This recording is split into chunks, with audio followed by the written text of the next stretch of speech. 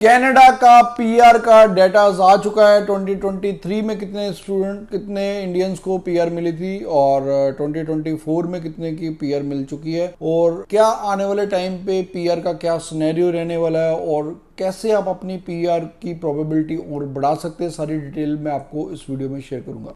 Bells Overseas, the sound of your future. Hello everyone, मैं Kapil Bhatia bells overseas से। Bells overseas से आप कोई भी क्वेरी कर सकते हैं, हमें नीचे कमेंट करके हम हर कमेंट का आपको रिप्लाई देते हैं। तो कनाडा में आपको पता कि सीआरएस स्कोर है जो 540 के करीब चल रहा है और जो भी स्टूडेंट्स भी जाते हैं या जो पीआर की डायरेक्ट फाइल भी लगाते हैं, हर एक को यही होता है कि क्या वो पीआर हो जाएगी। और स्टूडेंट्स भी जब वर्क परमिट पे भी आ जाते हैं तब तक स्टूडेंट्स को रिलैक्स नहीं फील करते जब तक कि उनकी पीआर नहीं हो जाती। तो पीआर एक मेजर इशू है। तो अभी बहुत सारे यूट्यूबर कुछ बैठ के बोलते हैं या कुछ र्यूमर भी फैलते हैं कि अब इंडियंस को पीआर नहीं मिलेगी। तो ये फिगर्स अब कुछ और ही कह रही हैं। तो अगर मैं बात करूं इंडिया की, तो इंडिया से ही सबसे ज्यादा पीआर अभी तक कनाडा ने दी है। 2017 से लेके टिल नाउ नंबर 1 पे इंडिया ही है। तो इंडियंस को ही सबसे ज्यादा पीआर मिल रही है। और अगर अब मैं बात करता हूं फिगर्स की, 2023 में 1,39,000 अप्रॉक्स इंडियंस को ही पीआर मिली थी।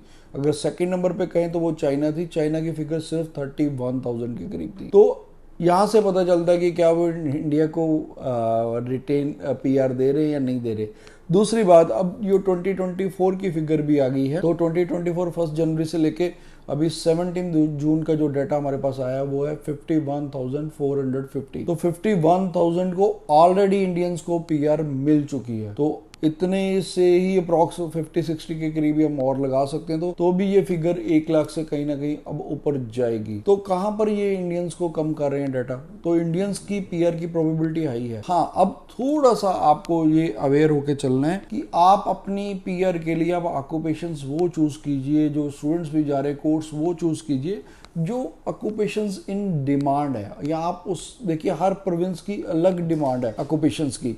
आप उन्हीं प्रोविंसेस में जाओ जहां पर आपका प्रोफेशन लाई करता है ऑक्यूपेशन इन डिमांड्स में, तो वहां पर आपकी पीआर की प्रोबेबिलिटी बेटर है। सेकंड ये भी है कि आप पीएनपी भी ले सकते हैं। आप उस प्रोविंस की पीएनपी ले लीजिए, 2 इयर्स के बाद ऑटोमेटिकली आपको फेडरल पीआर मिल जाती है। तो ये अब आपको थोड़ी सी सिलेक्शन करनी है। अगर मैं बात करूं तो जो अभी जो ड्रॉज निकल रहे हैं तो वो 500 से नीचे नहीं आने वाले इतनी अर्ली में। तो अभी जो रिसेंट ड्रॉ है वो 540 के अराउंड चल रहे, जो कि बहुत हाई है। जो हम मानते पहले कभी 470 के अराउंड चलते थे। तो क्योंकि अब कैटेगरी वाइज जो पीआर स्टार्ट कर दिया कनाडा ने, उसमें भी आपको थोड़ा वाइजली स्टेप लेना है कि आप देखें कि अगर आपका वहां पर स्कोर अगर कम हो रहा है तो आप पर्टिकुलरली उसी कैटेगरी में पीआर अप्लाई कर सकते हैं। तो फिर भी अगर आप इसकी डिटेल काउंसलिंग चाहते हैं या आपकी कोई क्वेरी है, क्वेश्चन, आप नीचे हमें कमेंट कर सकते हैं। हम हर कमेंट का आपको रिप्लाई देंगे। Thanks for watching. Bells Overseas, the sound of your future.